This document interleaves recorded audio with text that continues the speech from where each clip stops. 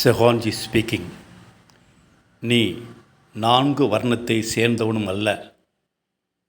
உன் வாழ்வின் 4 படிநிலைகளையும் சேர்ந்தவன் அல்ல. நீ இந்த பிரபஞ்சத்தை பார்க்க வந்த பார்வையாளன் மட்டுமே.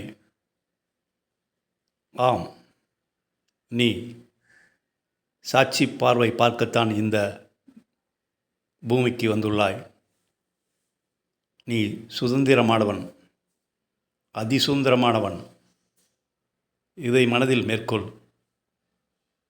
இதை சொன்னவர் அஷ்டவக்ர என்ற மகா ஞானி ஜனகர் என்ற அரசரிடம் கூறுகின்றார்.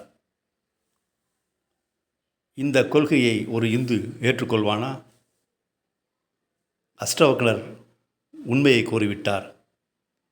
இந்த கொள்கையை இன்றைய ஆர்எஸ்எஸ் ஏற்றுக்கொள்ளுமா?